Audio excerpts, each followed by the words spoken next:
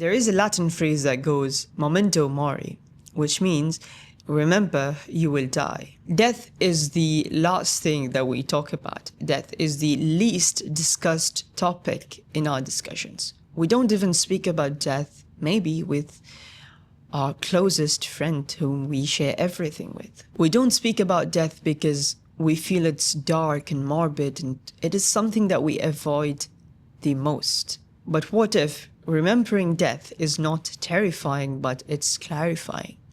It clarifies life and gives life a new light, and it teaches us to give things the value that it truly deserves. Most of the things in life we overthink. We give it a lot more value than it actually deserves.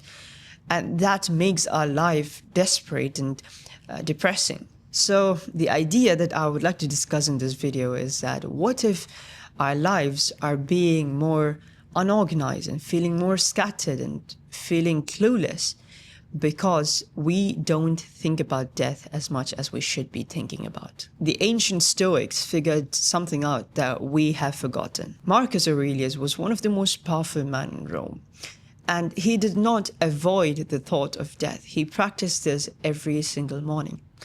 Now, the reason why the ancient Stoics adopted this practice of thinking about death every morning is because it gave a lot more clarity to their life, and it actually led them to choose and pick what actually mattered. So basically, what the ancient Stoics did was that they did not avoid the idea of death, but rather they embraced it in a way that actually surprises us, because they thought about it every single morning. They practiced it daily, and it helped them out. Marcus Aurelius said, "You could leave right now and let that determine what you speak and what you do." So you have to think about death not to inspire fear, but rather to clarify your priorities. So if you die right now at this very moment, if you pass out, would you regret not closing that sales pitch? Would you regret not finishing that email? Or would you regret not making $1 million?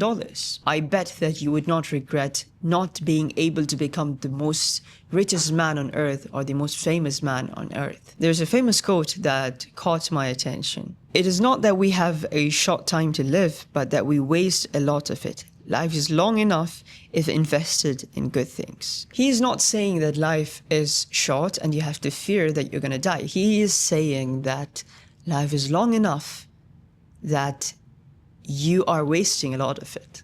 You have to invest in life in a way that it's precious and you don't have a lot of it left. Something that a lot of us unconsciously believe is that death is the enemy of life.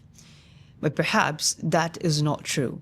The actual enemy of life is meaninglessness.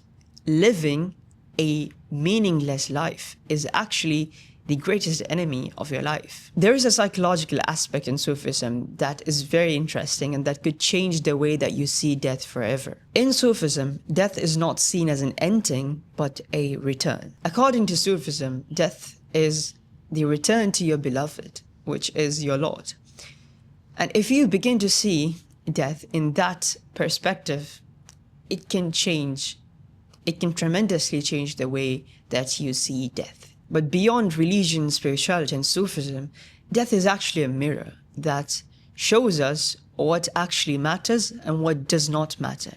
So if you keep death in the center of your life, and if you constantly are conscious and aware of it, it can actually prioritize what actually matters in your life. When you think of death, it actually strips away everything fake, materialistic, and temporary in your life. And what actually matters is the genuine, soulful human connections that you've built here. One of the most incredibly amazing facts about life is that this is your first and last life. You've never lived this life before, and you're not going to live this life again. So this is your one and only chance to prove what you're worth. A famous thinker, Ibn Qayyim al-Jawzi, named this phenomenon the station of reflection. What it means is that thinking about death every single day gives you incredible wisdom, it gives you humility, and it frees you from ego. It gives you the ultimate freedom from the human's biggest enemy, that is ego. Once you truly accept that you will die, everything you love, everything you own will die with it, will perish with it. And then what is actually left? The only thing that's left is the person you've become, the love that you've given, and the truth that you have lived. What happens is you will become genuinely selfish, not in a bad way, but in a very good way. You'll stop performing for other people's opinion. You will stop being afraid and scared of the judgments that others will pass on to you. Now that is the first quality that you will attain. The second quality that you will attain is that you will become more kind. You'll become more kind because everyone around you will automatically die. Everything around you will perish one day, and you have already accepted that fact. Everything around you is fragile, weak, and temporary like you. So naturally, your harshness will fade away. Your arrogance will fade away. The third quality is that you will become more present. You will begin to enjoy the presence in life. Not the Instagram being in the moment kind of presence, but the presence that actually enlightens you in a way that makes you think of even your breath, that you won't get it back again. I remember reading somewhere about a psychotherapist who was treating dying patients.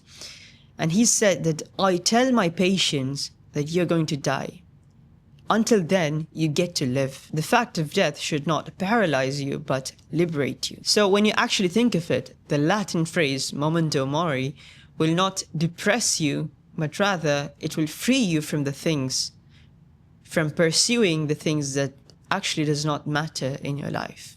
Now, the reason why a lot of us are not thinking about death, including me, is maybe because denying death is what the modern culture is built upon. Because the modern culture has given us infinite amount of things to be obsessed over in the internet, the materialistic things, the products, the brands, that we don't have the need to think of death. We don't want to think of death because it's so good. We hide the dying. We don't talk about it. We feel like it is not meant for us, but for some other people.